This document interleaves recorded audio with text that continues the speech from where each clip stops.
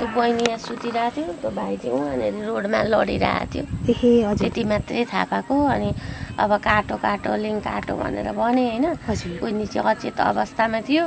त्यस्तो मान्छे पनि होइन, त्यो भाइ पनि यहाँ बस्ने चाहिँ होइन है। फेरि बेला मौकामा आउँथ्यो, घर फ्यामिली नहेर्ने थियो। उसको कहाँ बुढीलाई हेर्दैन थियो, केही खाना पिना केही पनि दिँदैन थियो अरे। रुन्थ्यो पनि बहिनी कहिलेका हामीसँग। अब त्यो दिन चाहिँ आएछ, आएर यस्तो भएछ हामीलाई थाहै भएन। भनेपछि उसले केटाको चाहिँ दुईटा बुढी रहेछ? दुईटा छ अरे, त्यो पनि सुनेको है, हामीले देखेको होइन, सुनेको। अब के कति कसो त्यो चाहिँ हामीले पनि धेरै ढिलो थाहा पायौँ।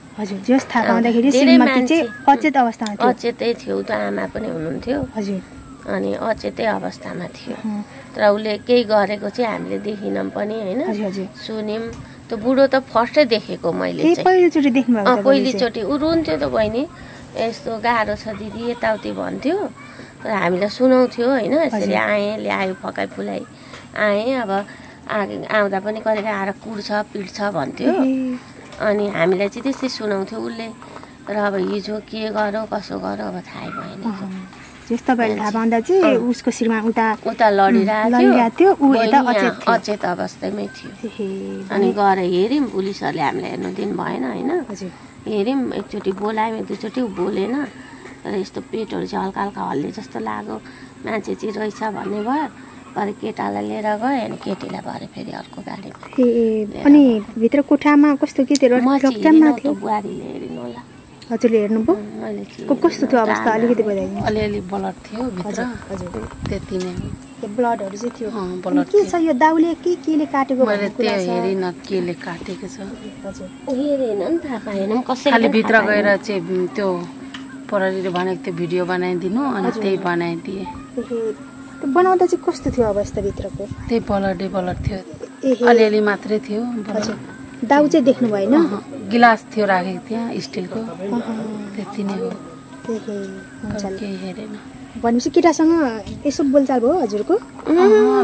त्योसँग भएन, बोल्ने अवस्थै थिएन होला है? केटी पनि बेहोसै थियो, पानी खुवाइरहेको थियो। केटी पनि बेहोस थियो, उता केटा पनि बाटोमा बेहोस थियो, पानी खुवाइरहेको थियो। त्यसलाई बोकेर हामी एम्बुलेन्समा हालिदियो त्यो केटीलाई। बोकेर तपाईँले एम्बुलेन्समा हालिदिनु?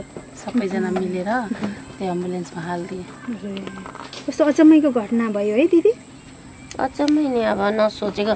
2 दिन अगाडि यस्तो कुरा मैले उयसमा चाहिँ सुनेको थिएँ क्या, मोबाइलमा। कुनै स्टाफ नर्सले यसरी काटेर टोयलेटमा फ्यालिदियो अरे भनेको सुनेको थिएँ। के भएर यस्तो भएको होला भनेको, भरे आफ्नै अगाडि त्यस्तो। आफ्नै छिमेकीले? त्यो पनि तपाईँको त तपाईँसँग त मजाले बोल्ने ओर्ने गर्थेछन् उहाँ? त्यो बहिनी हजुर, हामी सबैसँग गाउँको सबै। बहिनी चाहिँ भाइ चाहिँ चिनेको थिएन हामीले। हामीसँग बोल्थ्यो कि बुढाले कुटे पनि आएर भन्नुहुन्थ्यो, आज भातै खाएको छुइनँ, बुढाले कुट्थ्यो, यत्रो मुख सुनेको थियो। हामी जे हेरेको निलडाम भएर पनि आउँथ्यो है तपाईँकोतिर? आउँथ्यो कि, के भयो भनेर यस्तो दुख सुखको कुरा बनाउँथ्यो। अब निजी मामला के हो हामीले थाहा छैन। मैले भने के भयो, अनि बुढोले कुटेछ, अनि रुँदै रुँदै जानुभएको थियो हाम्रो घर।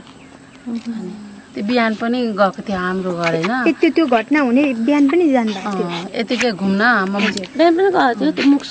यत्रो सुनेको थियो होइन। मैले भने के भयो, अनि केही बोलेन, रुँदै रुँदै आउनुभयो। म आफ्नो काममा गएँ, अनि आउँदाखेरि त हेर्दैछु बाटोमा यति नै मान्छे हुनुहुन्थ्यो होइन। हाम्रो नानी आएर भन्छ, मम्मी त्यहाँ हेर्नु न यस्तो भएको छ। अनि हामी सबैजना गएँ, हेरेँ, त्यति नै हो। भनेपछि उसले सहनै नसकेर चाहिँ त्यसरी अन्तिम उ गर्छ, किनभने कुटपिट गर्दो रहेछ नि त होइन। आमाले त त्यस्तो केही थाहा छैन, थाहा हुँदैन भन्नुहुन्छ।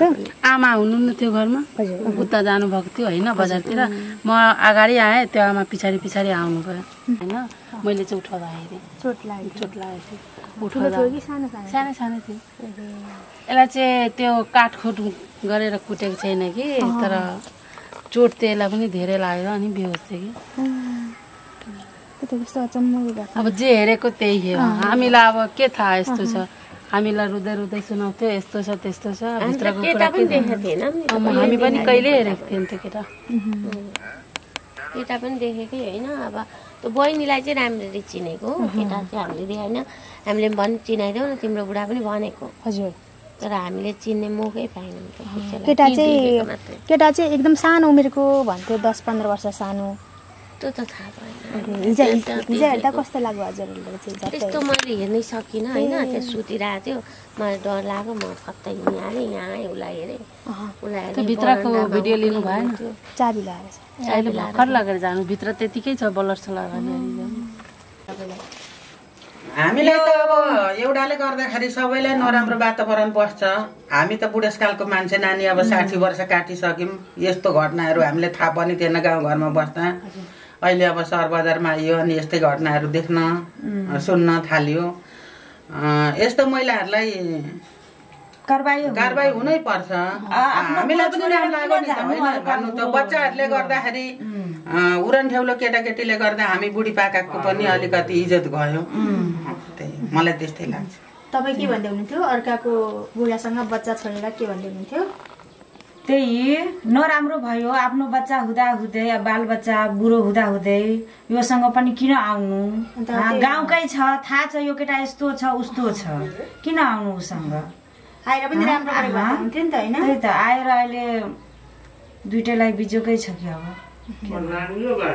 कारबाही चाहिँ हुनै पर्यो। त्यो आइमाले त कारबाही हुनै पर्यो, न कारबाही भएर हुन्छ।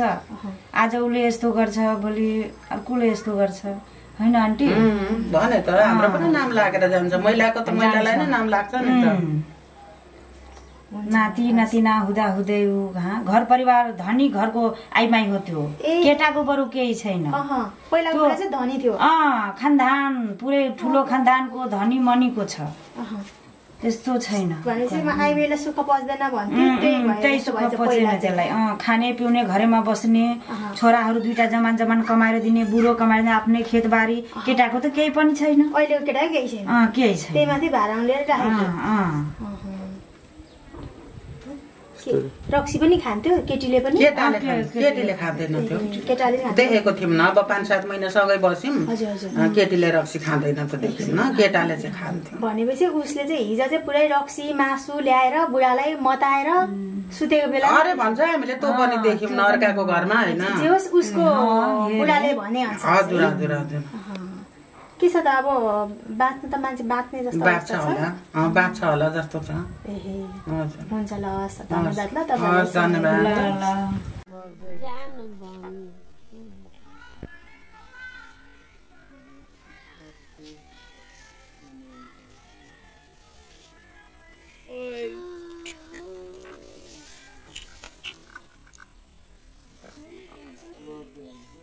निक्ल्यौँ होला।